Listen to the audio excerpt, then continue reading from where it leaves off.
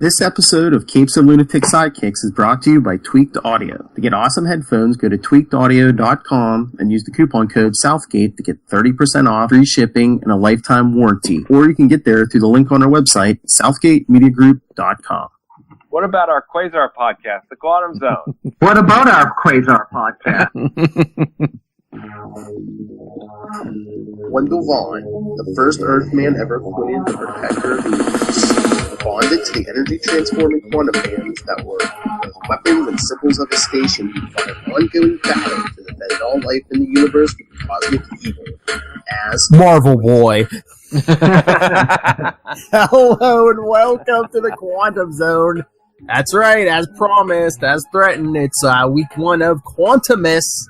Or, 3-week holiday special. Have you been naughty? Have you been nice? But yes, that's right. We're going to be discussing the very first appearance of Wendell Vaughn, a.k.a. Marvel Boy the Second from Captain America 217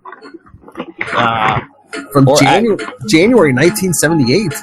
Or is he Marvel Boy the Third? I don't know. Was there another Marvel Boy between Bob Grayson and this? Because Bob Grayson stayed on Uranus. Hey! Hey, come on, Bob! Because an evil Uranian clone is what came back in the Fantastic Four, so he was, I guess, the second Marvel Boy. Oh, was that a clone? It was some kind of weird Uranian thing. I don't know. Because Bob Grayson comes back as... what's he called? The Uranian. He's just called the Uranian. Yeah. In Agents of Atlas. Okay. So he didn't actually come back to Earth and then blow up. Okay, that's interesting. Yeah, because I thought that was really him in Fantastic Four, but then later on in Quasar, when he makes it, I thought it was like a thing Thanos created or something. Then another clone, yeah. But the way they got around having him still be alive, I think, is that he never left Uranus, and something else came back with the actual quantum bands, and he had just Uranian bands or something. I don't know what it was. That's good to know. I thought he was just like a big jerk the whole time. Okay. Oh, but speaking of, we will get to those Fantastic Four issues because I came up with a schedule. I put dates on them, but like I was telling Matt, those are just when they're going to hit the podcast tentatively. Theoretic air dates. Yes. I just looked at every Friday because that's when this airs, is every Friday. But I don't know. Will, any guesses on what comes out January 2019? Hang on a second. Let me think. January? Into mystery! Yes! Yes, that will be, that'll take all of January 2019. And then the first 2 weeks of February will be Quasar 17 and 18. So we'll have 6-issue run there of Quasar issues, yes. But then starting February 15th all the way through all of April, we're going to have Avengers 329 through 339. So. Oh, wow. Yeah. But never fear, because then starting in May, first week of May will be part one of Cosmos and Collision, or I think as we should call it, Cosme in Collision. Nice. Good job. So all 7 parts of Cosmos and Collision, and then Quasar 26 and 27. So we'll have like a 9-issue run of Quasar there. Sweet. That's like all of May, and then like through May and June. So, and then after May that, is my birthday month. So that's a little bonus for May. There you go. Yeah. And hey, you can follow along with the trade, which is right here. Yeah. There we go. Nice. But and then where was I? Oh yeah, starting all of July will be we're doing 4 Infinity Gauntlet issues, 2, 3, 4, and 6. Cool. So that will be your July. First week of August, Mighty Thor 437. Is that the issue where he fights Eric Masters? Yeah, Eric Masterson. Yeah. Yeah. Because, thanks to Hercules. Yeah. Brilliant. Herc the jerk. That's right. Then after that, you get Quasar 28 and 29, and then that's where we're putting in that What If 25, the whole Serpent Crown thing. Uh-huh. Because after that, Quasar 30 and 31. Sweet. The Worlds of What If, remember? Yeah. And then starting September 13th, Part 1, Operation Galactic Storm. Oh, wow. That's going to take a while. Well, yeah. And so from... It's a multiverse.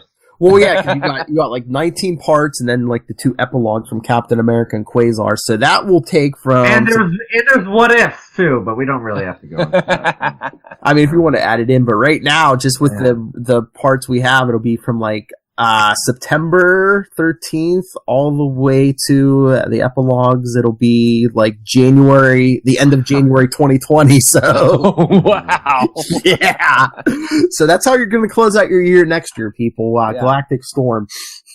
We need some kind of fall or winter pun for Galactic Storm. Yeah. Galactic Fall. Yeah. Oh, man. I don't know. I know where you can win some Marvel Team Up 113s if you can come up with something for that. That's right.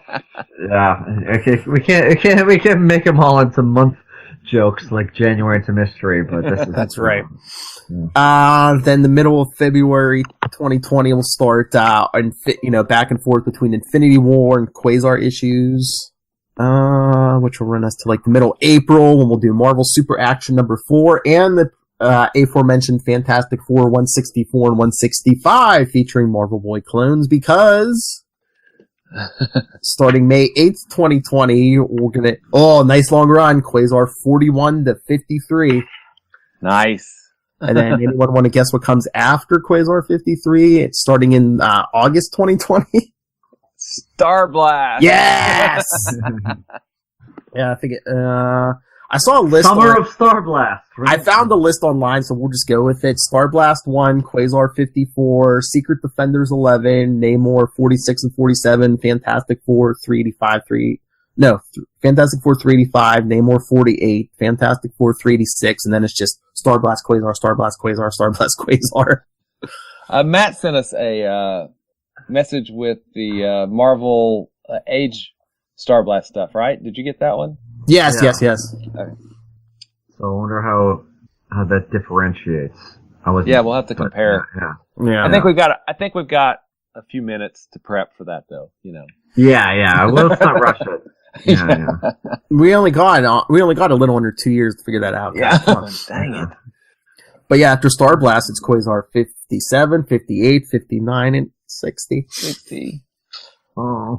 And then Star Masters 1, 2, 3, Cosmic Powers Unlimited 4 and 5, and then Avengers Infinity? Volume 3. Oh. No, before that, Heroes Return, right after Heroes Reborn. Oh, yeah. Avengers 1, 2, and 3, and that'll take us to January. That'll take us through January 2021, because Avengers 3 will be episode 149. we're talking 39 tonight. That'll be episode 149. Wow! Somebody should hire us to do an official podcast for your company. Cause look at this planning we did. That's right. I mean, what? George R.R. Martin says that Game of Thrones is going to be an 8-book series. He's only done 4 of them. Yeah. So we're saying this is a 149 episode podcast series. Let's just or more. Yeah, that's just what we have planned. Though after that. We still. All the Dazzler fans are like, "What gives? Did you skip something?" We do have some Dazzler appearances. And we have all that later on, like Guardians of the Galaxy stuff where Wendell appears and the Annihilators. Yeah. I'm telling you, by the Nova book, yeah.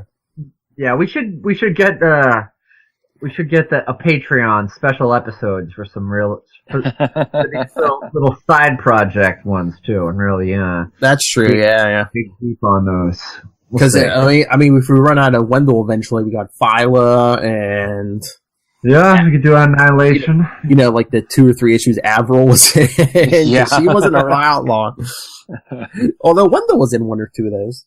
handing her the bands. Here you go. Oh, yeah. Ghosty. Yeah. Maybe by the time if we get through all of that, maybe Wendell will have a book again. Who knows?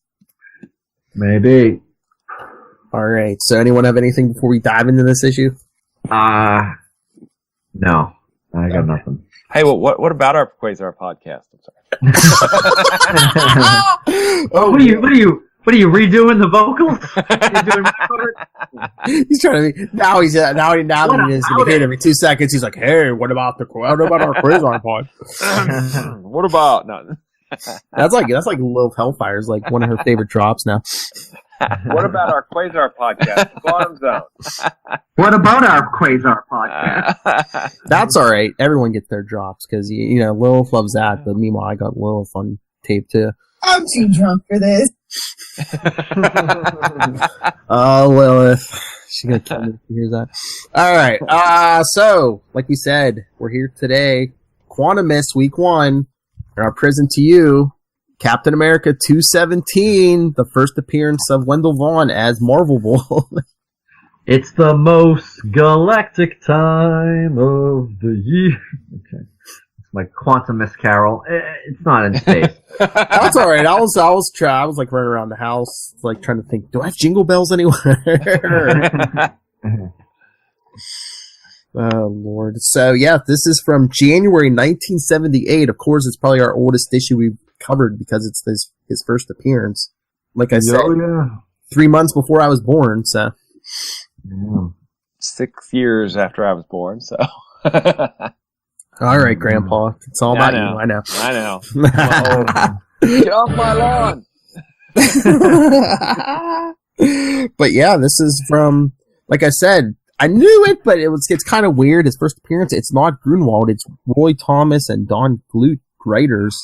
And like you said, John Buscema pencils, Pablo Marcos inks, D. Wall. There's always a D. D. Wall letters, P. Rash colors, R. Thomas editor. So Roy Thomas was writer and editor?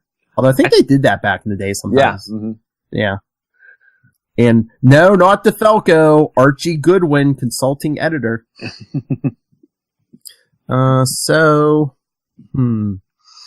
We open up with the search for Steve Rogers, because wasn't that like a big thing back in the day? Like he was having trouble remembering his past, and then I think so, because oh my god, this is over 40 years ago. I know, but no, it's like I remember him searching for his memory, and then I don't think they ever really like fully addressed it until 30 issues from now. I think it was 247, where like I think Roger Stern writing the book, and he was like, yeah, like in World War II they gave him like fake memories, so if he ever got captured, he couldn't like. Oh. Because for a while he thought he had like a what was it, like a twin brother or something, and like who died in Pearl Harbor or something, and then he finally gets his memories back. He's like, no, I was an only child. I grew up in... Because, the fake memories had him, like, growing up, was it in Maryland or Virginia or something? And he's like, no, I grew up in New York. Yeah. Just a kid from Brooklyn, right? Yeah, could do this all day. And that's a Kirby cover. A Jack Kirby cover, right? I think that's what it looks like, yeah. Which is kind of cool. The first cover Wendell's on, and it's a Kirby, and he's his head's obscured by a word balloon. a portent of things to come, right? Yeah. That's why they titled it The Search for Steve Rogers. It opens up with Cap and Falcon signing autographs. Because the street's just crowded with people looking for autographs. There's a bus.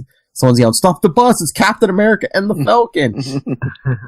Yeah, they didn't have to queue up at a convention for this. It was just on the street. I know, man. These days, you'd probably have to pay at least $100 for that autograph.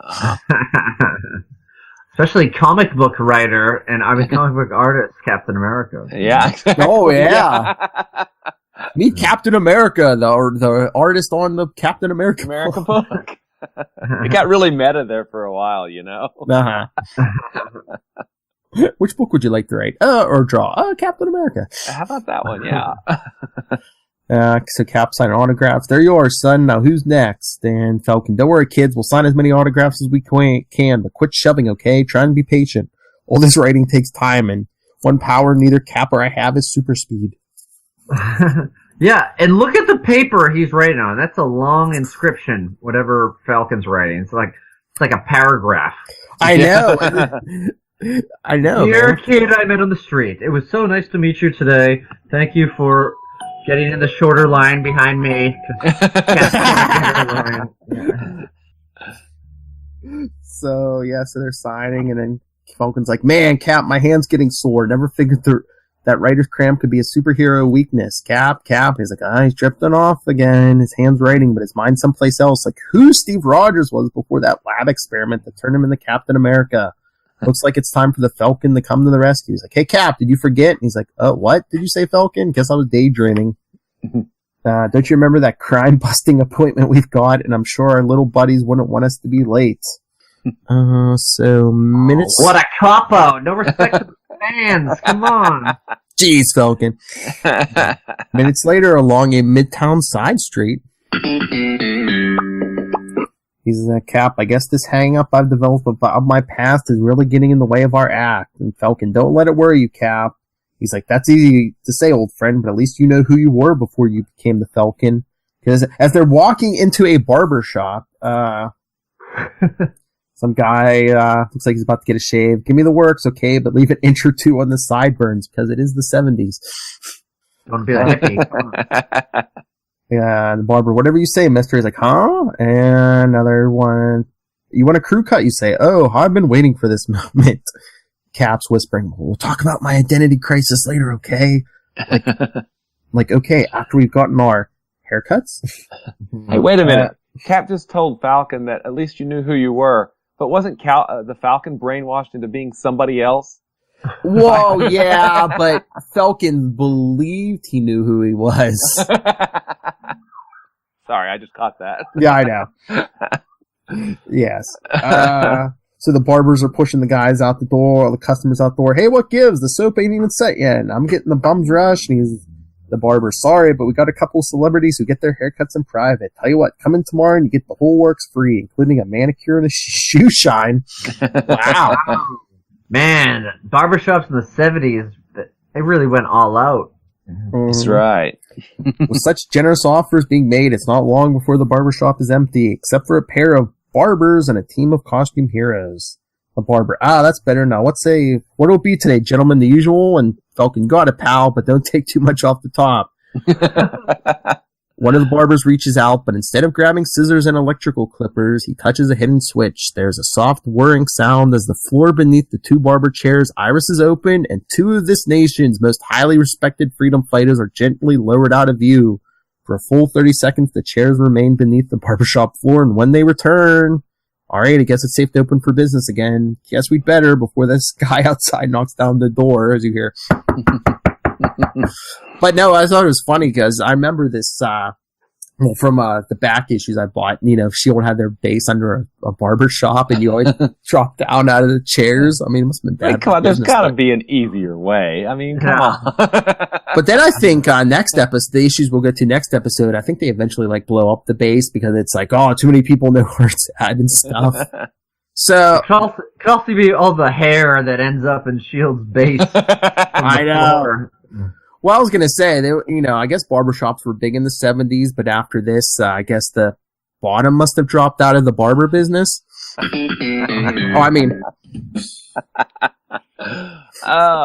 sorry, the bottom dropped out of the barber business? There we go. It's funny that you messed up that clip.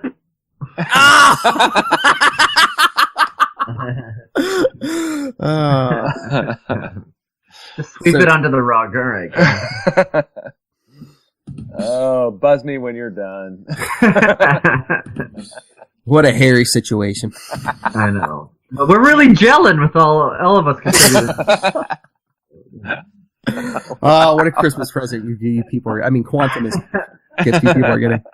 So the guy's knocking on the door. He says, sorry to barge in, but he's still got the shaving cream on his face. Hey, sorry to barge in, but I forgot my hat. And hey, where'd those two super types go? They slipped out the back way. Yeah, but they weren't even in there long enough for trim, let alone let's just say that duty called. Now, shall we pick up where we left off? Now, what were you saying about those sideburns? So Cap and Falcon are walking through S.H.I.E.L.D. headquarters. Say, does something strike you as odd about the S.H.I.E.L.D. complex today, Falk? He's like, I get your drift, Cap. Like they say in those old movies, it's quiet. Too quiet. Too quiet. But quiet it's not for long, as Cap and Falcon are suddenly alerted by a sliding panel. Holy, coming out of that wall, Cap. What are we going to do? Good question, buddy. First, we wait. Find out why those S.H.I.E.L.D. agents are charging down on us. And if they really mean to fight us. And they do as someone swings at Cap's shield. We hit back. Also, I guess that was the regulation shield outfit back in the day, but it's so weird. It's like yellow, just like AIM, but they're it looks very AIM. And they have like berets on their head. Is that weird for like? I thought Shield was all that standard blue like Nick Fury. Yeah, I guess not. They're yellow jumpsuit with like berets on their heads. So Cap's like, we hit back and we hit hard, and they start shooting at Falcon as he takes off the ground. If not for these glider wings of mine, that wall would have been me. Oh wait, dude, please read the sound effect because it's awesome. Kazak? No, before that. Oh, when Cap punches the guy in the stomach and goes, Bob. Bob. That is great. Oh my lord, he hit Bob in the bob!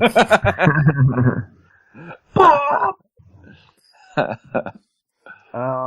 And then, so Falcon takes off, which I don't know how much space he would have down in, this like secret base underneath a barbershop.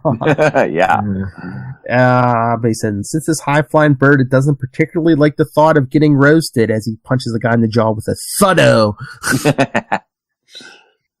Careful of those blasters, Falcon. Stark designed them to melt through solid steel. And that's all they're gonna melt, Cap. And it's one of the S.H.I.E.L.D. agents like, hey, where'd he go? At least until these heavies improve their aim. Of course, maybe they'd better... See? Improve their aim. They're just like AIM. Real subtle. Cap's being really subtle there, right? Of course, maybe they're better when their target isn't moving, especially when it comes swooping down like a bird of prey. Well, I guess it takes care of them, Cap. Don't be so sure it's over, Falcon. There's another wall panel opening over there, so be ready to... All right, you Star-Spangled Grand Slammer. You and the Winged Wonderkin take a breather. I just sounded the bell in this bout. It's like Nick Fury. And don't forget old Dum Dum Dugan, Cap. You know how I hate getting left out. Cap, all right. Dum Dum Dugan is the Falcon to Nick Fury's Captain America. Dum Dum Dugan. Good old Dum Dum. He's nobody's sucker. All right, Fury, what's the idea? What's eating you, hero? My boy's giving you a hard time. That's not the point.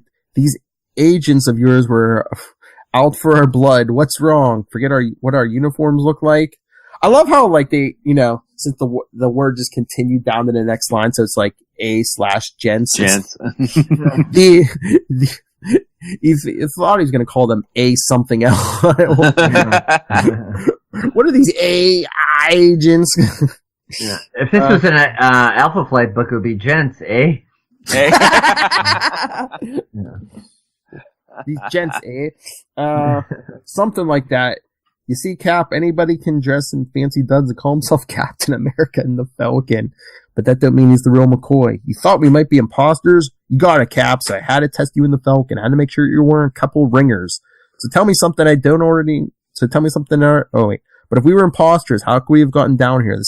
This complex has top security. Tell me something I don't know already.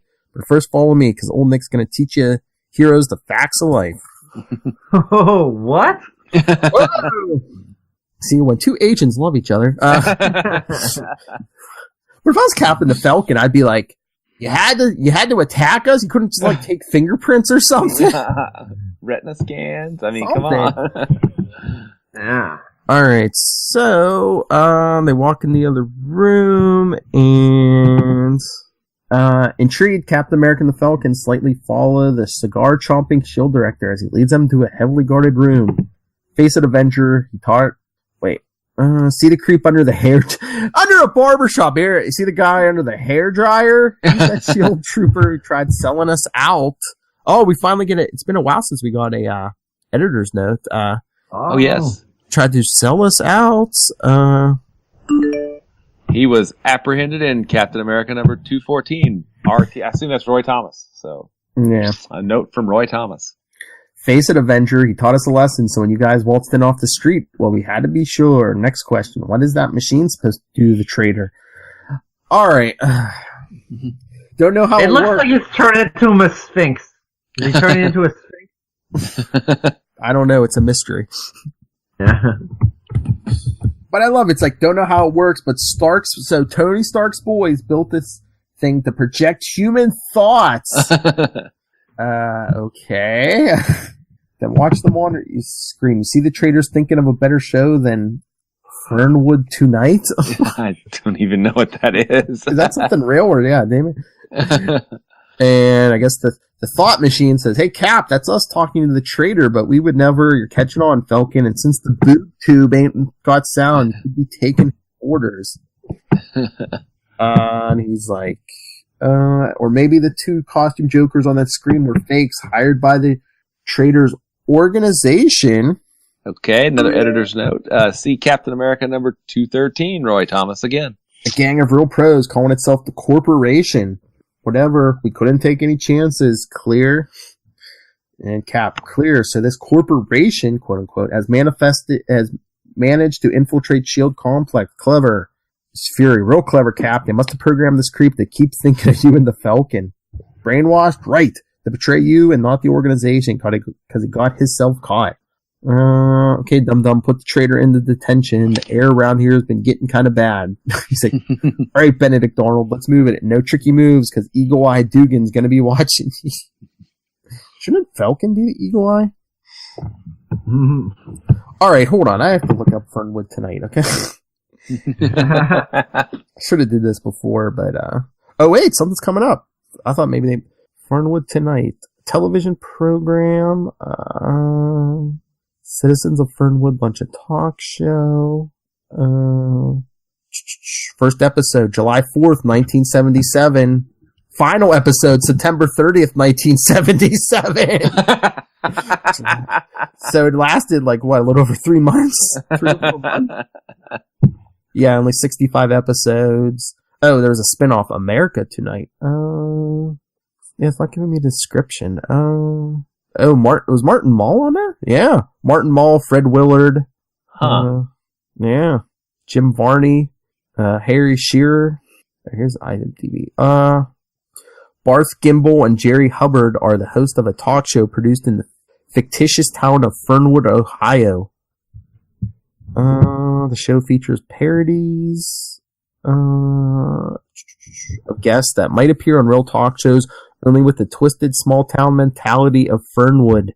Music was provided by the sad-faced Happy Kyne, Kine, and his mirth makers. Happy was also the proprietor of a fast food restaurant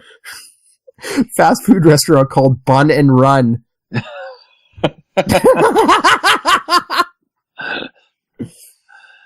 Nice. Bun and Run. Oh, Lord. I feel like there's a Uranus joke in there, but it's not coming to me yet. So yeah, they take the traitor out of the helmets, because Dugan says he's eagle-eyed, but the former Howler fails to see the ever-so innocent gesture, which does not go unnoticed by Nick Fury's one good eye. Nick Fury's like, hey, what's going on, Colonel Fury? He's got an itch, that's all.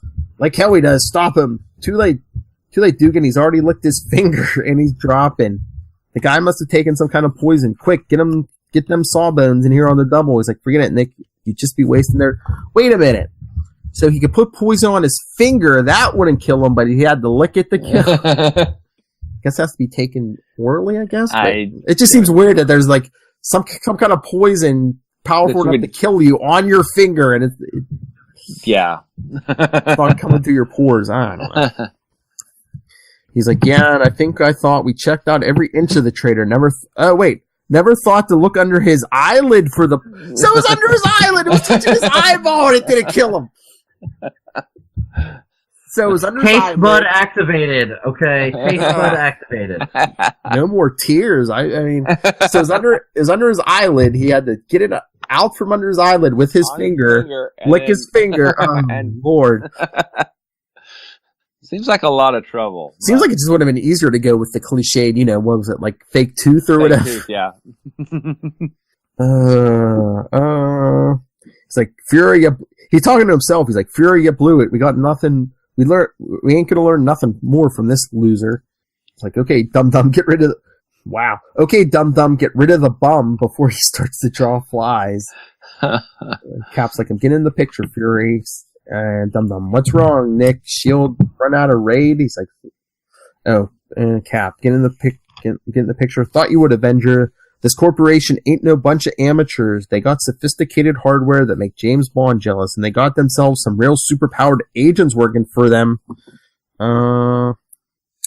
Falcon, like that highly efficient Night Flyer character that Cap and I tangled with.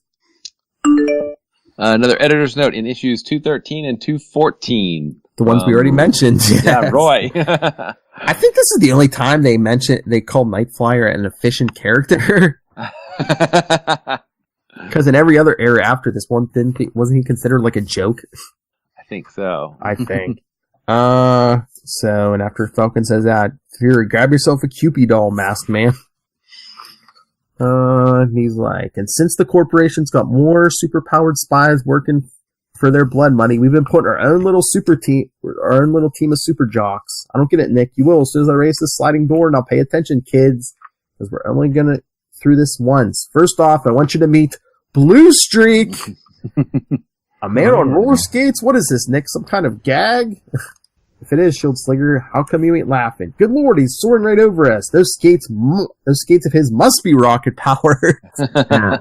And he's kind of dressed like Evil Knievel. He got like a white jumpsuit with the blue streak down the side of it. I thought he was on a skateboard at first, but apparently it's just roller skates moving real fast.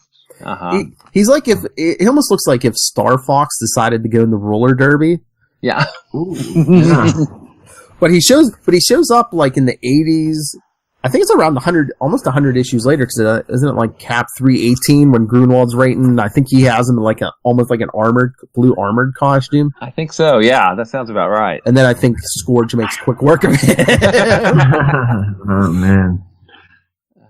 Turner, rest in peace, Turner D Century. I was gonna say we should just review that. I think it's like a 2-part story, that Scourge story, just so we give Conan an excuse to talk about Turner D Century and all those other guys in the bar. Yeah. Will is excited about January It's a Mystery, but I'm excited about the Scourge. Yeah. I was gonna say the Turner D Century, but that's not. The century is not turning this year, so never mind. But New Year's Eve, that's where he really comes to play, man. If he was around in 2000, that would have been something else.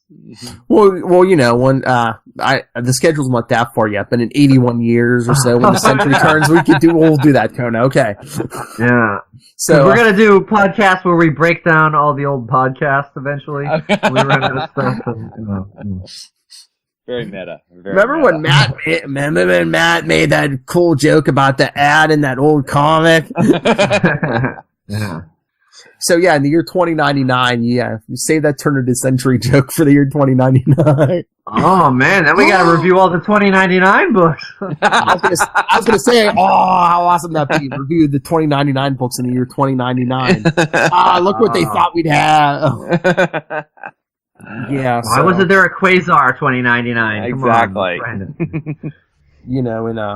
So let me do the math here. So, yeah, we'll do that in 2099 when I'm 121 years old. Yeah. Oh, and look what I have in front of my. I have Punisher. Punisher. Oh! Yeah. There you go. Future of Matt Coda, the Punisher 2099. Oh yeah, my fate is sealed. When I'm 121 years old and we're still doing this podcast, we're in our synthezoid bodies. Yeah. No, Will, I am a synthezoid. So am I. Not an android. Keep that ball peen hammer away from me. Shout out our last episode. No. Yeah. Isn't a synthezoid just an android that plays piano?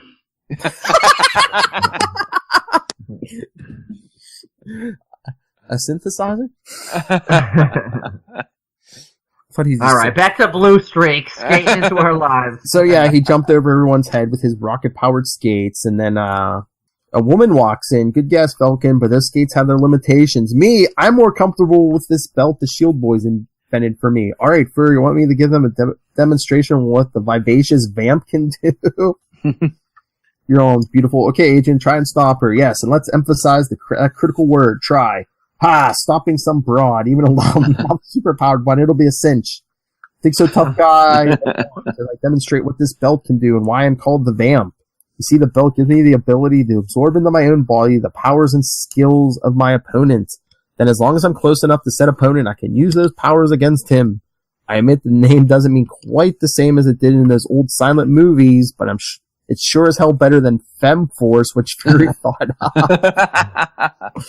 And she is saying all of this while taking out the most sexist member of S.H.I.E.L.D., who is attacking her with the official nunchucks. Yeah. Nunchucks. We'll have none of that. Yeah. But she said taking his powers. I mean, the guy has no. Is she taking his strength because the guy has no superpowers? Abilities. Maybe he's a black belt or has some fighting ability. I guess. I mean, I don't know. But like she says, if anything should happen to my belt, I've still got my old black belt to rely on and to hold up my slacks.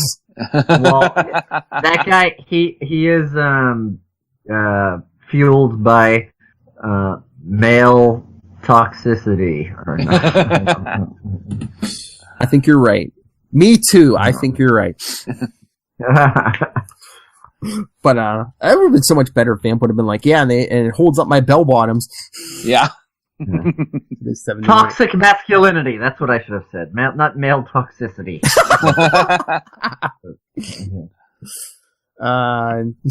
Fury. Yeah, Vamp.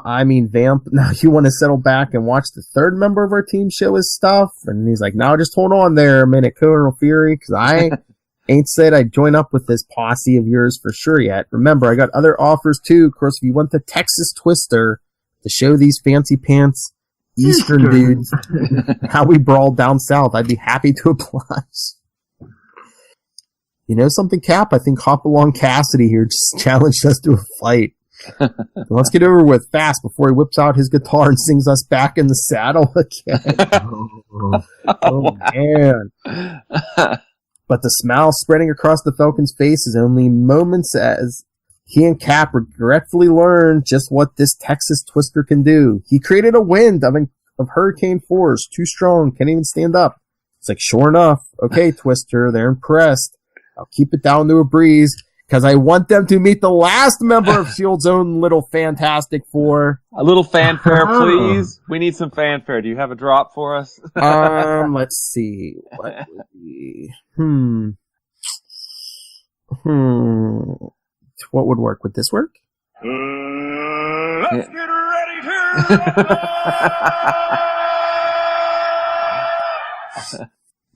Or I don't know.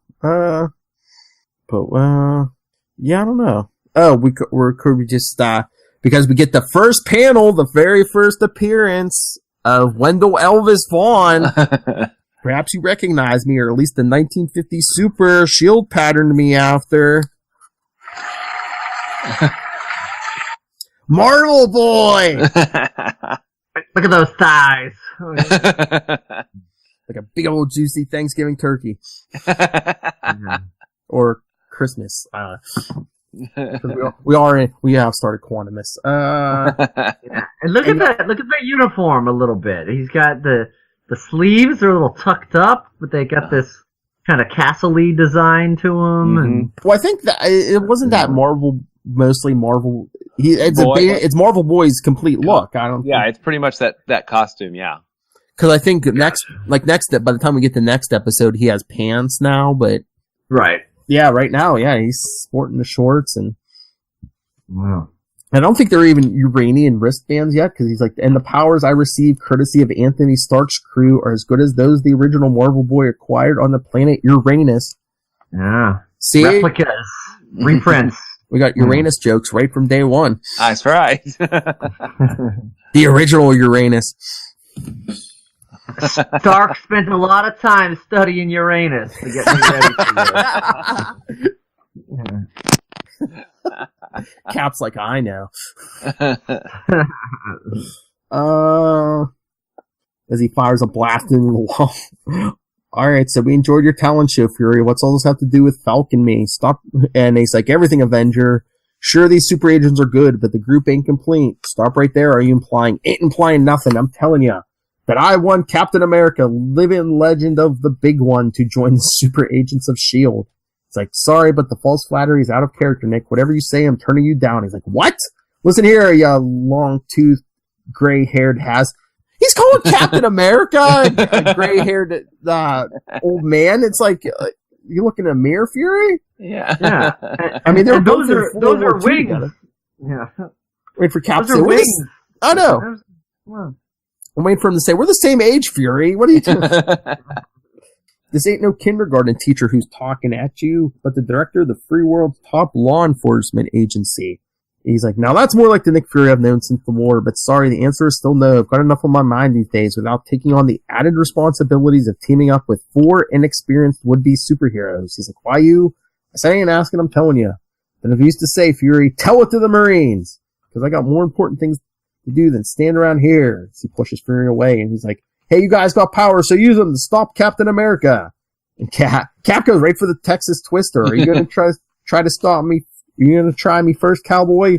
Falcon, keep out of this. It's my fight. Oh!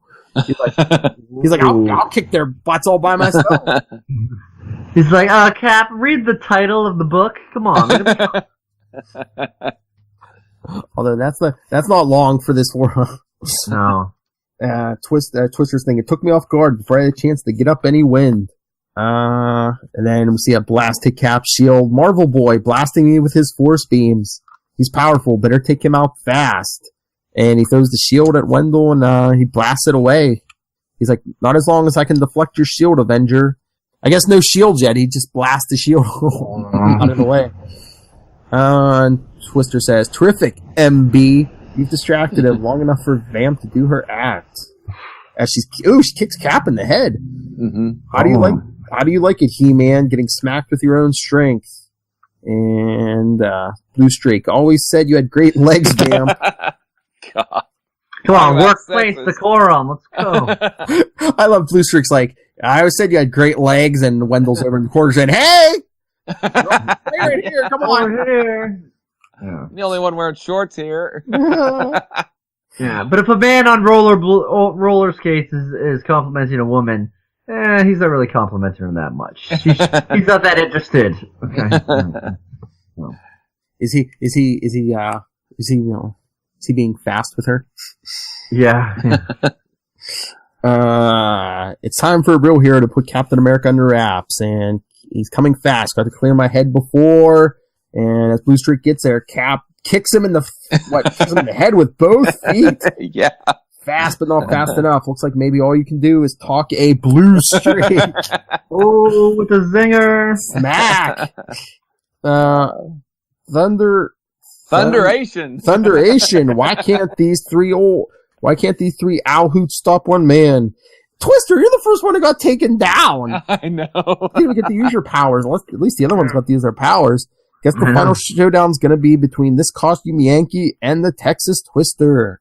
Continued after next page. Alright. Yeah, and Marvel Boy's not really out of it. I mean, he deflected Captain America's shield. It's just like, they just keep leaving him hanging. I mean, he was the last of the demonstration. He does this thing, and then they're just like, alright, cool. So anyway, Fury, what were you saying? We were interrupted. Yeah. That's right. Thus far, the Southern superhero has not revealed the source of the amazing power to Cap and company, but at the moment, Captain America is not concerned with origin stories. It taxes all his strength just to resist the buffeting gale and to reach out for a tornado-thrown shield. He's like, got it now. Got it. Now to keep behind the shield, the only place I can breathe in this wind. Then force myself to keep standing to move forward, and then Wyatt Earp comes for the roundup. Nails him right in the breadbasket. Dances with shields, baby. Good trick, Cap, but you'll have to do better. Blue Streak jumps on his head. Good trick, Cap, but you'll have to go one better to get rid of the darling of the roller derby. What? Come on. And he's like, what, you again? And Blue Streak, right out of the blue, so to speak. Save the boasting for later, Blue Streak. And Marvel Boy, quote unquote, for now, just drop him over here. And Cap says, you want somebody drop Marvel Boy, then allow me, and he throws Blue Streak at him. With a swablash. And Vamp comes up on Cap. Leave it to you three to botch this assignment. Oh no, not again. With the powers of my Absorbo belt. Ow. With a blong, she hits the shield. Ow, my hand! You might have gained my power, Vamp, but even I'd have hurt my hand striking my shield with such force. And as Marvel Boy's costume goes all funky colors, so the chick's out of the fight for a few minutes. So what? Because now it's 3 men against, and Cap. Stop right there, all of you. This fight has come to an end, okay? Look, I'll admit, I provoked you to see just how good you are. You're darn good, but you still need practice fighting as a team. And Fury, yeah, Cap, they're still falling all over each other. That's why they need you. Wrong again, Nick. They don't need me. They're good enough on their own. What they do need is a leader, and I can't think of a better leader than the Falcon. Falcon, what? Me? But besides, Steve Rogers and I have a lost past to rediscover. At least for a while, I want to work alone. So basically, yeah, Falcon, beat it, get lost. Yeah. But I love how Cap's like, yeah, me and Steve Rogers have a past to rediscover. I just imagine like Wendell and the others going, wait a minute, Captain America's in a relationship with a guy named Steve Rogers?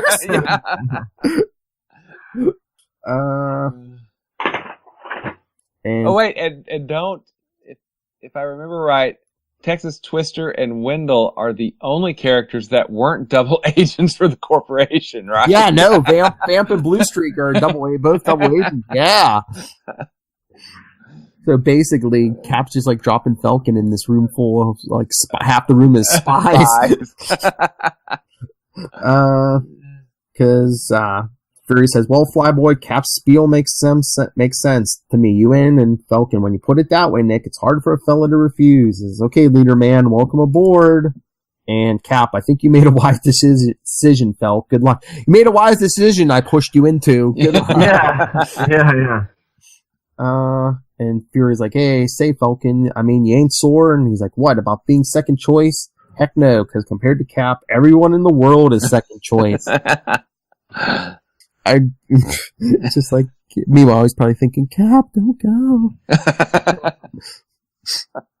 Don't leave me here. I love Steve Rogers, too.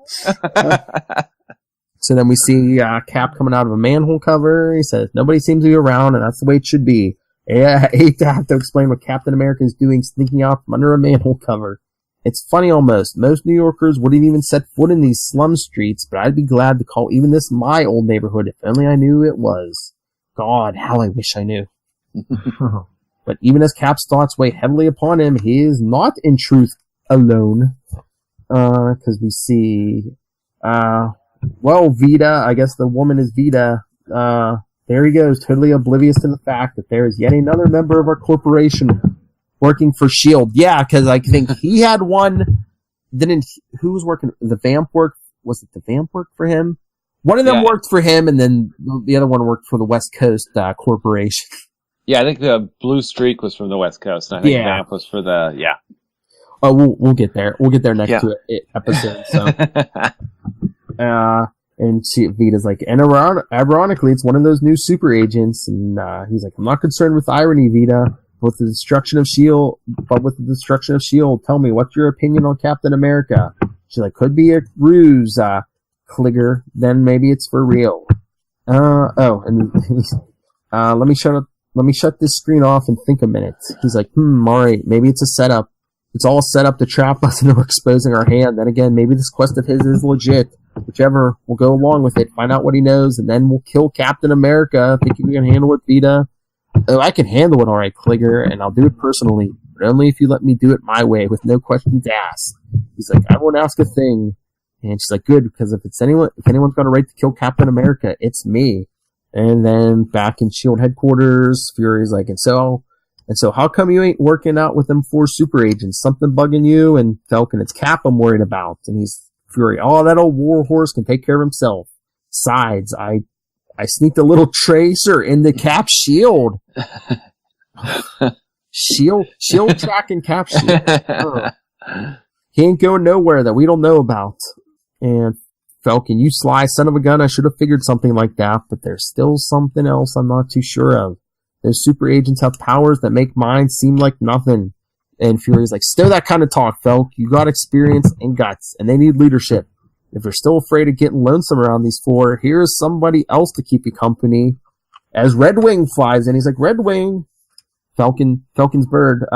Fury, how nice. Like, don't mention it here. Just get them tail feathers of yours moving. So you got one hell of a big job ahead of you. So Falcon goes in, tells the agents, all right, you super agents, the coffee break's over. Get yourselves into the gym and get ready for a real workout. We got ourselves some training to do. And of course, Wendell Vaughn, Marvel Boy, says, say, I didn't know Nick Fury was black. Oh, God. Oh yeah. Just wait. A plucky young man named Sam Jackson is gonna show you what he can do. Oh, do we need to pause and talk about the whole Thor story that we get in this issue? Oh, that's right. It's Thor in the Ding-a-Ling family.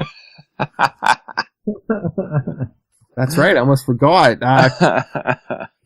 Well, let's go to our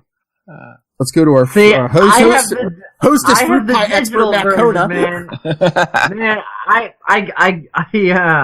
I have the digital version of this, so I don't have the ad. Yeah, the Ding-a-Ling family. Oh man, I demand a scan. Oh, man. By some mysterious quirk of space and time warp, the Ding-a-Ling family is thrust into Thor's Asgardian orbit. The family leaves a trail of evil doing on Earth. Grandma Ding-a-Ling leads them in swooping silently up behind the Asgardians. Man, they could have used the comma there.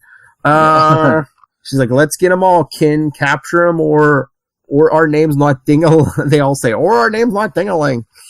Are they in an RV? It looks like, yeah, it's like floating in space, yeah. So basically, it's like Thor versus rednecks. Or like some hillbillies. Because he's like, we know not what provoketh thee, strange family. Thou dost come amongst us with unpleasantness in thy hearts. And is that Odin? With unpleasantness thou shalt be met. And then some. By cracky, that purty yellow-haired fella's the leader. Let's hornswoggle him and the rest will be a piece of cake, Grandma says. Okay, Pa, Ma, Auntie, Sister, Brother, Cousins B and Bi, and Grandma, all you ding-a-lings, hold him still so I can get a bead on him with my atomic shotgun. Oh my God. It looks like a regular shotgun to me. Thor, thy familial bonds are indeed strong. Pity 'tis misspent on evil, but 'tis not before the fierce power of the mystic mallet Mjolnir. But what's this? The cousins they calleth Bi and Bi resisteth the hammer. Hee ha, cousin Bi. I think we got him. Show enough, cousin B. It's our cousin Power secret weapon. Cousin Power secret weapon. Nothing can resist it except when our heads wander a bit and we lose the concentration and we goof it up ourselves. All right, hold on. I have music for this. Okay, hold on. Where's my Tell me you have banjo music. While you're looking for music, can I just ask Will a question? Yeah. Will, what week in your college course on Thor did you talk about this ad? This was the entire course right here. It sounds like Simonson to me. It sounds like Simonson. Yeah. Yes. How did you academically describe the cousin power? The cousin power. Well, it's awesome, except when they lose concentration and goof it up their sails. And Sif's like, aye then, 'tis but child's play to use this ploy and distract the cousins by and by 'twill be their undoing. Look at that, cousin Bi. Cousin B, what were we saying? Look at that. Delicious Hostess fruit pies, apple and cherry and great light tender crust. Real fruit filling, cousin Bi. I can't recollect what we were talking about, but it couldn't be half as interesting as these mouth-watering Hostess fruit pies. You fools! We almost had the yellow-haired one in our power, dumb cousins. Forsooth, my lady, not so dumb. They knoweth of yon delicious snack. Now home to Odin. Be sure to save some Hostess fruit pies for that great one to enjoy too. That has to be the best line. Forsooth, my lady. Not so dumb. They knoweth of yon delicious snack. Oh, good lord. I almost missed it. Thank you, Ella. I almost forgot about that. Wow. 1978, people. That's right. Hostess fruit pies. But meanwhile, after Cap crawls out of the sewer, soon in a Manhattan apartment rented in the name of one Steve Rogers, he's on the phone. We need our sound effect, right? Oh, that's right. Man, my finger's going to get sore after this issue. All right.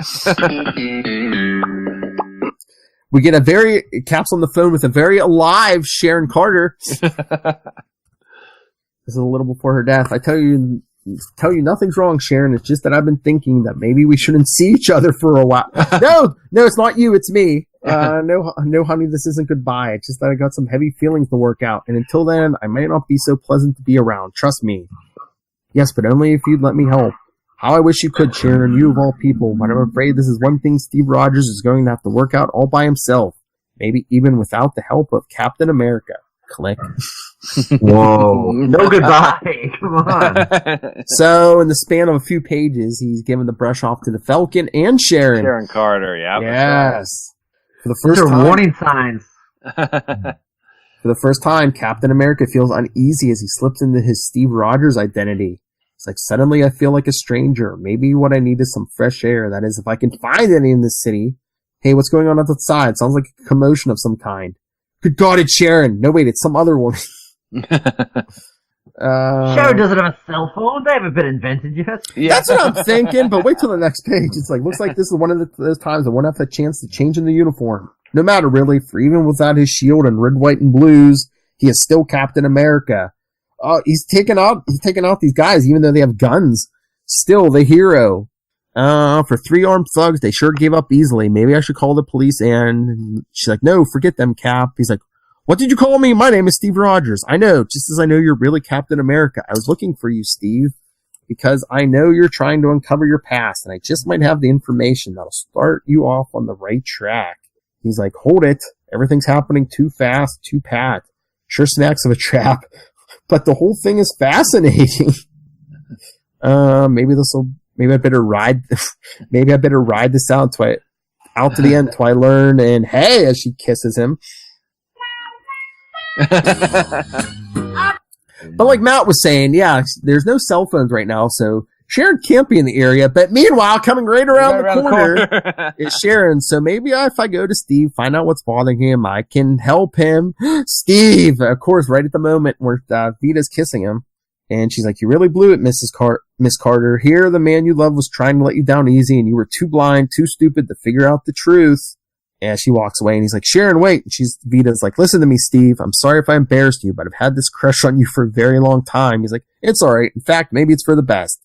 Looks like the two of us are going to have to sit down and have ourselves a nice private talk, miss. Just call me Vita, Captain America.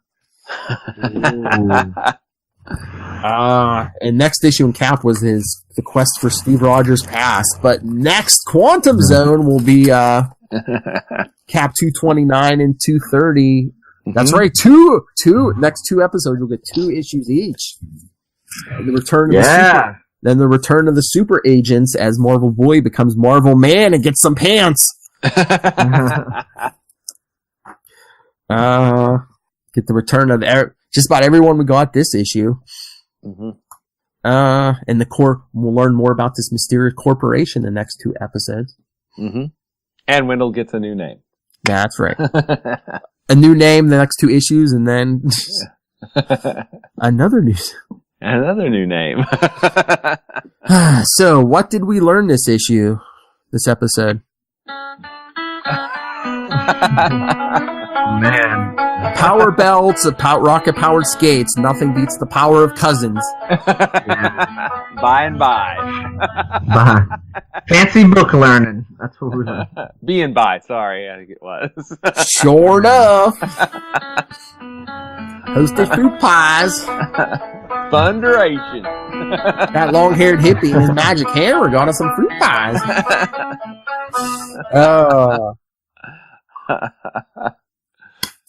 So, anything else?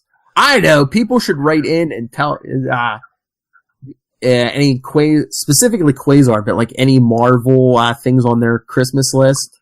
Come on, Soshin. I know you're asking somebody for Marvel stuff. Your wife, your brother, somebody. Your brother who got those bootleg Quasar shirts. I know you're asking for something Marvel. I just asked my sister for something Marvel today. She asked me what I wanted Christmas, and I told her the new trade paperback of Kraven's Last Hunt, Spider-Man. Ooh, that's a classic. That's Very a good classic. story. Yes. So, yeah. So, I was thinking of that's making on a my list. list so far. I was thinking about making a list to give it to my wife of those issues I don't have for Star Blast. Like, here's some Namor issues and some Secret Defenders. Yeah, I was excited when I stumbled upon that one because I was surprised by it. But, oh my lord, I could just picture. I'd never even seen that before, and then it happened to be the first one that I needed. So, yeah. Matt goes into the store, pulls a Namor out of the box. He's like, "Oh, this is what I need, Imperious Rex."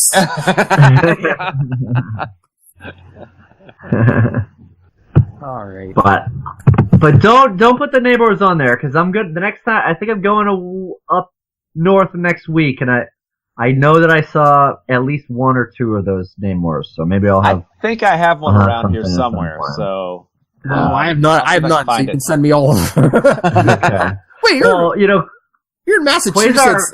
Are you going to Canada? The North Pole? No, I'm going to New Hampshire. So basically, yeah. But Quasar is in issue number 1 of Namor too, which I bought. I haven't read it yet. I've loaded up on a bunch of like appearances to eventually get to. But oh, that's right, the John Byrne issue of Namor. Because I think the Avengers appear in there at the end or something, or midway. It's been so long since I've read that book. Wow. Yeah, I'm not sure. I know it's probably like a brief appearance. Like Quasar in like plowing snow and a Spider-Man, or that new Warriors. Yeah. Yeah. So, yeah. What Cap said exactly. We're here to help. But yeah, if you wanna hear a deep spin-off show where we talk about some obscure little tiny appearances of Quasar, and you want to pay us money for it, let us know. Maybe we'll make a Patreon. It'll be great. Yeah. You mean besides our 2099, our review of 2099 books in the year 2099? 2099, yeah. Yeah. Or 120. Yeah. Doom 2099, baby. Come on. Nice. Yeah. No, if I can get this Patreon up and running, maybe we'll do something besides Quasar on there. Yeah. Yeah, we could go into the background of characters in Cosmos or in Journey. I mean, because a ton of characters appear in the whole run of Quasar. I like that. We could like pick a character out of every issue who's not Quasar and be like, okay, we'll delve into this. Oh yeah, Journey's full of them. The brim. Yeah. Probably get a couple months just off one of those issues. Yeah. Satellite podcast. That's right. Speaking of, in January, Into Mystery. The Squadron Supreme's going to show up, and they were also in that Avengers 700 that I was talking about last episode. Cool. They showed up at the end because Thunderbolt Ross told Cap that they want the Avengers working for the U.S. government again. They're like, no, we got Black Panther on the team. We're working for, we got Wakanda behind us. Yeah. So they start the Squadron Supreme of America. Wow. Cool. The Squadron still? I thought the Squadron finally went back home. I don't know. I mean, I've seen multiple versions of Hyperion the last couple years. And yeah, okay.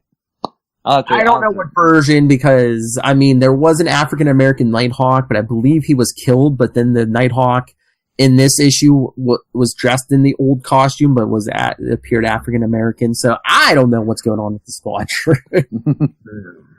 It's like 50 versions of them. Mm-hmm. Unless they become the Squadron, unless it's really the Squadron Sinister.